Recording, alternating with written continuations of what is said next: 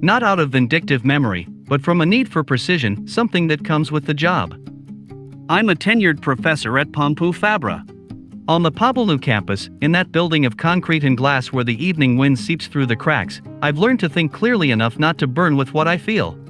My students say my voice sounds like late-night radio, low, contained, as if I were speaking to someone I don't want to wake. Maybe that's why I began recording the rejections, not as wounds, but as data. The notebook lived in my desk drawer, beside the window that faced Roc Boronat Street. When I pulled back the curtain, I could see the terraces with laundry fluttering, and beyond them, the tall chimney of the old Conframes factory cutting against an aluminum sky. On the first page, I wrote, "It's not sex. It's temperature." Then I left a column for the date, another for the excuse, one more for the time. I didn't like thinking that way, but it calmed me. It was a minimal, almost surgical log. March 12, 11:17 p.m., headache, April 19, 1:03 a.m., too tired, May 1, 10:42 p.m., early morning tomorrow, June 9, 8:55 p.m., don't touch me if you've shaved, July 14, 12:12 a.m., too hot, August 25, 9:30 p.m., don't start one of your scenes. Sometimes I added a note, she moves my hand away as if reaching for a light switch. It wasn't about counting how many times she said no, it was about seeing the pattern those no's drew over time. From afar, they formed a broken line, slanting downward, as if the enthusiasm for living with me were sinking so slowly no one could stop it. Anna wasn't cruel. She never raised her voice. She didn't need to. In her house, silence had edges. We lived in an old apartment on the corner of Girona and Diagonal, in a butter-colored building with weary moldings. The door shut with a hard thud that echoed down the hall. Sometimes, when I came home from teaching, I would stand staring at that door for a few seconds, still wearing my backpack, as if waiting for it to speak. I'd walk in, set my empty coffee cup on the counter, and hear the hum of the city filtering through the living room windows, scooters in third gear, conversations winding down on the street, that murmur of Barcelona that sounds like water running inside the walls. She worked at an insurance company. She'd just been promoted, and we celebrated with black rice in the Born and a bottle of wine that went straight to our faces. I can't recall the exact date, but I swear the day she still called me Carino. It's those small things that weigh on the scale in the end, not the grand cinematic gestures. After that promotion, she began coming home later. Sometimes she'd say she'd had a meeting at Torre Mafre with a French team. Other times, that a colleague was going through something and she was keeping her company. She started reading her messages with the phone tilted, as if the light hurt her eye. The bed became an increasingly orderly place. When you teach argumentation theory, you learn to distinguish between believing something and proving it. I didn't want to be a man who suspects in the dark, I wanted to find a way to shine a light. At first, I thought about it clumsily, checking her email, following her, looking through her phone. I dismissed it. Not out of principle, but for mental hygiene. There are lines that, once crossed, don't return you intact. I chose to observe and wait. The notebook in my desk drawer was a way to tie the thread to a nail. The first clue that unsettled me wasn't in the bed, but in the bank account. Years ago, we had agreed to keep a shared cushion, a common lake that would protect us if either one fell. I'd always thought marriage was also accounting, two projects financing each other. But suddenly, small transactions appeared that I didn't recognize. Not large, but constant. Payments around the same time near Port Olympic, double coffee purchases at places we never went. Without meaning to, I began another notebook, internal transfers, deposits, expenses that didn't match. They're not numbers, Chavi. They're outlines, I told myself, to keep it from turning into an argument over figures. Around the same time, a new name began to surface in casual conversation, Theo. She said it like one says, the guy from marketing, someone light, without scent or weight. The French guy from the Mafre team, the one who always brings croissants. He's so funny, he can't pronounce Rambla. I'd nod and think, never underestimate diminutives. Behind a he's funny often hides the first excuse we'll make for someone. The day of the first fracture began quietly. We'd had lunch at a Japanese bar on Enrique Granados, a Saturday under a spotless sky, and I saw her smile with her eyes at a message I didn't see. That night, at home, when I tried to hold her, she pulled away gently, almost kindly, and said, "Not tonight, please." In the log I wrote, "Not tonight, please." Guilty smile before. 11:06 p.m. It was the first time I felt it wasn't desire that was missing, but respect. It's not that she didn't love me. It's that she could do without me, without warning. In class, I often say that contempt isn't always shouted, sometimes it's administered in homeopathic doses. I began to recognize it in her gestures, the way she corrected me patiently, explained things I already knew as if we were colleagues passing in a university hallway and I was a distracted intern, the way she said nothing was wrong yet changed rooms. Contempt has a scent. A dry perfume. It lingers on the bed sheets like dampness unseen, persistent. Over time, my suspicions became technical. I wasn't trying to catch infidelity, I wanted to confirm a pattern. I thought of my lectures on discourse analysis: what is said, what is hidden, what is repeated. I began to cross the days of no with the days she came home late, with the meeting at the towered days. The map drew itself. Mondays, Wednesdays, and some Fridays near the end of the month. Always the same shades of afternoon. Always that same sea breeze drifting in from the coast when the city exhales and cools. I won't pretend it didn't hurt. But pain, when you look it in the eye, arranges itself. So I did something I'll explain carefully, because it might sound petty. I built a trap. Not out of vengeance, but for hygiene. I didn't want to argue over suspicions. I wanted to place a mirror. I created a mirror account and accounting alias under the same bank, with a name that sounded like us. A nearly empty balance, but linked to a panel that reflected the same activity as our joint account. The idea was simple: if either of us tried to move money out of fear of the other, that mirror account would appear identical in the app she checked on her phone. With one subtle difference I'd arranged with the manager at the Aragon Street branch: any transfer above a certain limit would require dual validation, and only I could complete it using my physical token. Meaning, the money couldn't leave the system without my thumb. A small lock in the middle of the flow. I'm not proud of having asked for that favor. The clerk, a man with white hair who called everyone sir, said, "It's within the possible, like a two-key safe." I nodded. I didn't tell him why. It didn't matter. He'd seen harder shapes in his life. The next few days I staged a kind of domestic theater. I left an envelope with a new card on the living room table, let my phone vibrate within sight, had balcony conversations with my brother in which I said, in a neutral tone, "Yeah, sometimes the smartest thing is to leave in time." It wasn't to provoke her. It was to see if the mirror worked. And it did. One October night, coming back from campus, I stopped on the UE Street Bridge to watch the lights slide down diagonal, an orderly river of reds and whites. I thought of the city as an electrical circuit, every window a resistor, every story a charge that eventually burns out somewhere. When I got home, she was sitting on the floor in front of the coffee table, back straight, laptop open. Her hair was tied up, and she wore a white shirt that matched the silence. She lifted her gaze just enough to confirm it was me, then went back to the screen. In the reflection on the balcony glass, I saw her faint smile, thin, sharp as a blade being honed.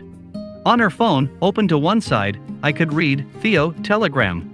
That name was no longer a ghost. It sounded. My body, instead of resisting, aligned itself. I went to the kitchen. The fridge was covered with magnets from cities we'd never visited. "Drink some water, Chavi," I told myself.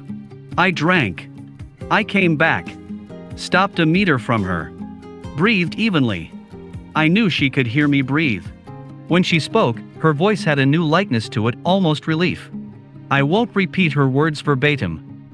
She said I had wanted everything too structured. That I never listened. That I'd locked myself inside formulas. That she'd met someone who made her laugh. That she owed me no explanations because, for months, I hadn't been tender. I suppose all of that was true, in its own way. Explanations aren't lies, they're maps drawn by fear. Then she said, like someone shaking a pebble from their shoe, that she'd been afraid I'd empty the joint account, because she thought I was capable of optimizing the loss. I liked the phrase. Optimizing the loss. It could have been the title of a lecture. I told her, in a voice I didn't recognize, "Don't worry about that." And she smiled, no longer pretending. "I'm not worried," she said. I already took care of it. I looked at her laptop. On the screen was the bank's transfer window. The mirror account, the one I had designed to look exactly like what she expected to see, glowed with a balance that seemed real. Number for number.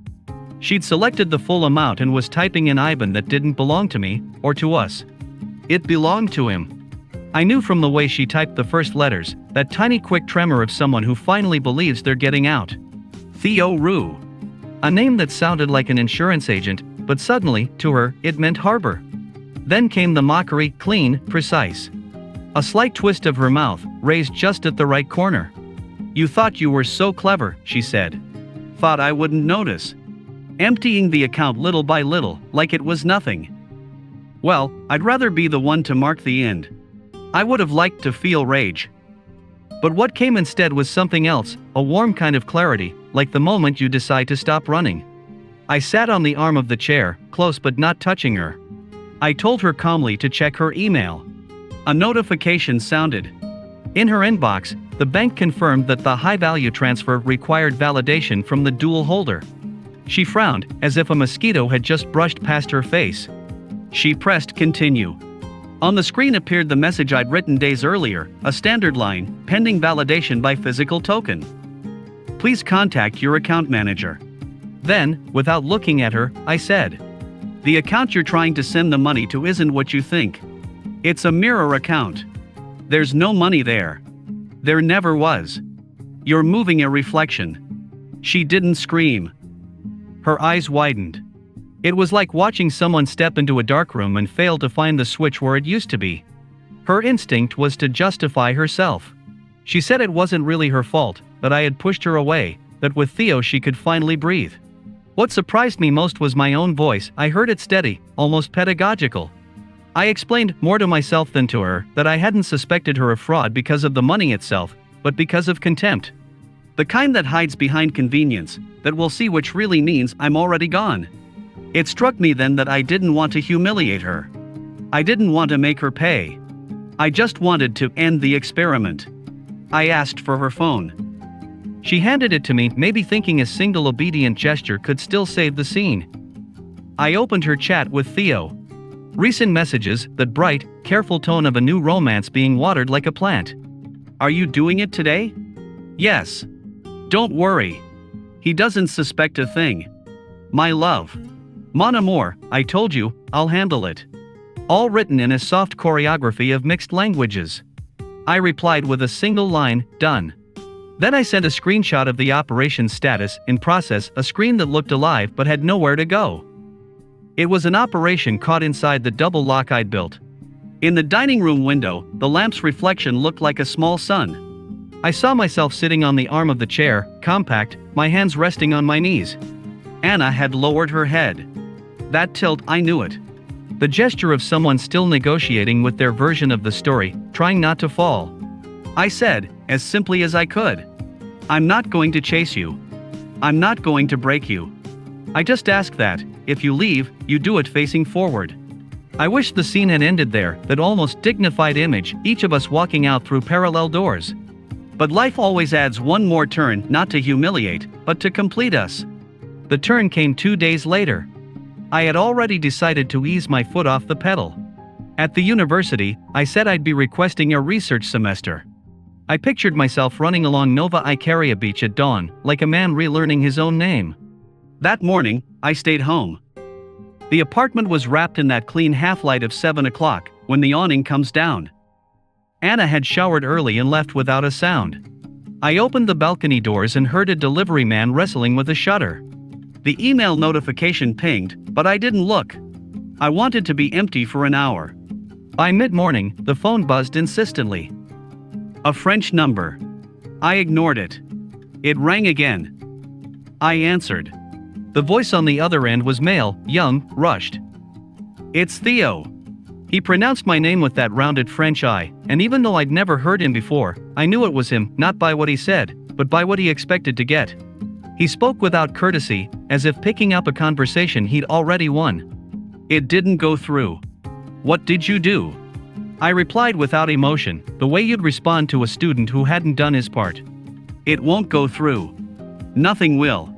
There was a silence that sounded like a long corridor. You're lying, he said. She showed me proof. I explained that what he'd seen was a realistic simulation, a transfer suspended in midair, designed never to reach the other shore. Not illegal, not extravagant, just a latch only I could unlock. In his breathing, there was a pause, not anger, but calculation. Before hanging up, he left me a gift I couldn't tell came from spite or from a survival instinct. Tell her not to look for me at the tower. I'm not there anymore. And the line went dead. That afternoon, Anna came back carrying a small bag, her face pale in a way that reminded me of the fevers she used to describe from her childhood when she'd hide behind the wardrobe to escape her father. She didn't ask for forgiveness. She didn't attack. She sat at the edge of the sofa like someone waiting for a diagnosis.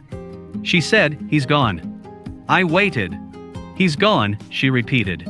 "He left." I asked, "With whom?" "I don't know." "With someone." I heard that word "someone" like a cat jumping off a table and never coming back. Then I saw the third person in the story, a woman I didn't know, a side presence, that someone with whom Theo must have walked through another door when he realized there was no money in the drawer. I imagined him quickly, without malice, a man who, like me, had already measured her gestures long enough to smell the hollow. Perhaps he saw the empty promise behind the numbers and decided he wasn't there to restore anyone else's balance. He didn't need a grand reason. It was enough not to have a deposit waiting by evening. It was strange. My first impulse wasn't to celebrate that the trap had worked, nor to feel the world had been set right. What I felt was a specific kind of sadness for her. A sadness with no epic quality.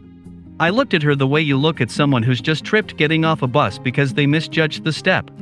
I took out 2 glasses, poured water. Sat beside her without touching. Breathed slowly. There was a soft stone lodged in my throat. I said, "You'll stay here tonight. We'll talk tomorrow." I didn't speak of morality. I didn't speak of betrayal. Those words are useless when you're picking up glass. I talked about small tasks instead, that she should sleep, turn off her phone, call her sister if she wanted, that I'd go out for a walk to give her space. I went down to the street. Walked aimlessly. Crossed diagonal toward the Sagrada Familia.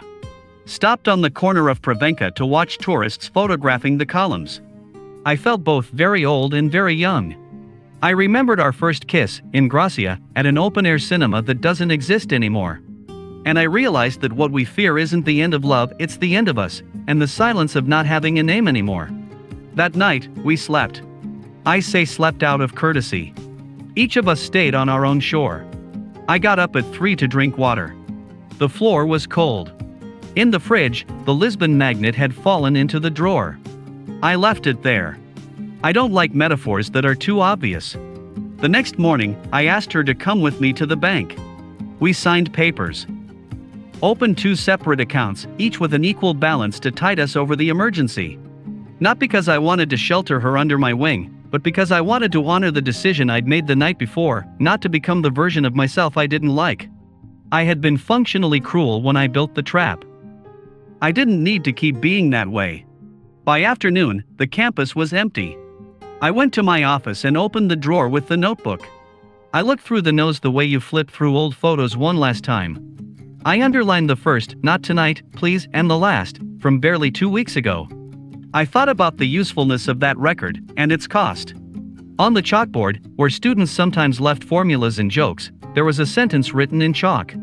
"The truth sets us free, but first it breaks us." I smiled. I don't know who wrote it, but that afternoon, it felt perfectly accurate without needing any dramatics. I came home at dusk. Barcelona had that low October light that sharpens the edges of things. On the terraces, laundry fluttered like ghostly waves from the life that keeps going. I found Anna in the living room with a small suitcase. She had done something I didn't expect. She had tidied up. The shelves, the cups, the drawers. She left her copy of the keys on the table. She didn't speak for a while. Neither did I. The silence between us had changed temperature, it no longer cut, it simply weighed. She said she'd stay at her sister's place in Horta for a few weeks. That she'd take a short leave. That she'd try to get her head straight. I nodded. I asked if she needed money for the taxi. She said no. I offered her a hug, not symbolic, but real. A clear, body-to-body embrace without promises. She accepted it with a broken breath. She smelled of shampoo and a fragrance I couldn't place. I closed my eyes. Inside, part of me wanted to ask about the details, when it began, what they said, whether she ever truly loved him. But another part, probably a new one, decided not to judge, not to interrogate, not to collect. I said, "I don't wish you harm. Take care of yourself." And I meant it. After she left, the house didn't empty. It stayed still, which is another form of presence. I opened the windows. Let the air in. Did a load of laundry, not out of need, but as a ritual. Put the books back in order. Cleared the fridge of the things only she ate. Threw away a plant that had given up months ago. It wasn't cleaning, it was a gesture. To create a space where my own voice could be heard again. I fixed a small tray, bread, tomato, a little cheese. Sat down to eat slowly, watching the balcony where, at that hour, the slanting light made the dust dance unashamed. That night, I called my brother. We didn't talk about her. We talked about football, and about the latest film by some director he likes. We hung up with the vague promise of seeing each other that weekend. Before going to bed, I stepped out onto the balcony. From there, you can see the bike lane, that steady, continuous line like a heartbeat. Barcelona, at that hour, smells of bread and gasoline. I thought about the kind of man I want to be. I thought about the mirror account, and about Anna's face looking at a number that didn't exist. And I thought that sometimes, to save what little respect you have left, you have to make choices you don't like, but that protect you. I'll never keep another notebook of no's. Not out of ethics, but for my own health. I've learned that counting the cold makes you colder. And I want something different for myself. Not an epic of renunciation, not a sad kind of heroism. I want to wake up early, head down to Poblenou, run along the beach with the damp air cutting my face, come back with sand in my shoes, shower, go to my office with a coffee and a piece that makes me less sharp, but more human. I want to look at my students and speak to them without the rush of a man comparing everything to something else. I want to love imperfectly, and when love slips away, to recognize it before it rots. 2 weeks later, I got a message from an unknown number. Short, sorry about the call. It was ugly. I knew it was Theo. I didn't answer. Not out of resentment, but because there was nothing left to say. It was enough to know that, in his own language, he understood that there are lines you can't cross without shrinking. I didn't need to confirm his disappearance or take care of his shame. Anna wrote one Saturday morning from Horta. She said she was fine, that she was sad, that she was reading a book I'd once recommended, and that, for the first time, she understood it. It made me quietly glad. I replied that whenever she wanted, we could meet to sort out the logistics, but there was no hurry. She agreed. She didn't ask to come back, and I didn't offer. Some endings aren't signed, they're inferred. Sometimes I wonder at what exact moment everything bent out of shape. I can't find the scene. There's no shouting, no slamming door. If I go back to the first page of the mental notebook, maybe I'd point to that line. It's not sex. It's temperature. Temperature drops slowly. You learn to sleep with socks, to look less at the other, to forget that the beauty of a loved body isn't in the body itself, but in the agreement that surrounds it. We lost the agreement. And when the agreement breaks, money appears like the black box of a falling plane, recording what no one dared to say. In my office, I've started writing again. Not to gather evidence, but to organize questions. Can one forgive without returning? I think so. At least, I'm trying. Forgiveness, to me, was that day at the bank opening 2 accounts, signing without trembling, giving air to someone who could no longer breathe beside me, and above all, stepping out of the center of her failure. My trap worked, and I'm neither proud nor ashamed. It was a dam. I don't need it anymore. Sometimes I lean out my campus window and watch the Park del Center del Poblenou children playing, a woman walking a dog that looks like it's smiling. And I tell myself that life is a system that self-regulates. We break where we're weakest so the rest of us can keep walking. I've also thought about contempt.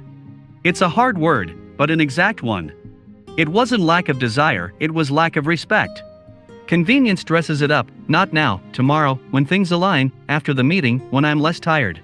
Convenience is love's cruelest euphemism. We tell ourselves we're organizing, when in truth, we're escaping. I learned to escape too. I escaped through a mirror account, through the calm of a professor who plans everything, through an orderly closet. I won't keep escaping like that. If I ever love again, I hope I'll have the decency to say I can in time or I'm leaving without building labyrinths to justify myself later. That clear November morning, I rode my bike down to the shore. The sky was a long, uncertain blue. I crossed the marina bike lane, and when I reached the beach, I leaned the bike against the railing. Walked barefoot for a while. The water was cold and alive. I thought of the tower of the Mafre elevators of glass, carrying people who spend their lives measuring risk. I smiled. How strange that, in the end, survival doesn't require so much measuring. You just have to learn to hold pain without forcing it, without turning it into an excuse to deform someone else. I came home with a bag of warm bread. Opened the windows. Made coffee. The light came in at an angle, and the dust was dancing again. I sat at the table with a new notebook. On the first page, I wrote, "Do not record." I no longer needed to look in the mirror. The mirror without money, the ghost account, had already shown me what I knew but couldn't name. I closed the notebook. And I realized that finally, after months of quiet voices, mine was my own again. I don't know if I'll ever see Anna on the street, stepping out of a taxi on Diagonal, crossing in a hurry, talking on the phone with one hand in her hair. Sometimes I imagine we'll look at each other like old allies, with a clean kind of mercy. Other times, I find myself wishing her something simple, something primal, a new laugh. One without hidden layers. As for me, I'm learning a piece that isn't loud. It's discreet, like the porch lights that come on when night falls in the example. If you asked me what I've learned, I'd say love doesn't end in a day, or with a betrayal. It ends through a slow accumulation of small surrenders we sign without reading. And when the moment comes to leave, it's best to do it without theatrics, with the clarity of someone who understands that what you owe the other isn't humiliation, but truth. That's my whole story. A man who, not wanting to burn, arranged his pain with cold intelligence. And in the end, when he found himself holding a weightless mirror, let it fall so he could finally see himself without tricks. Because only when I stopped counting the no's could I tell myself that my life wasn't a sum of rejections, but the quiet possibility of choosing, at last, the temperature I want to live in. And I chose this one, where respect isn't a currency, but the air that moves in and out. Each time I speak my name softly,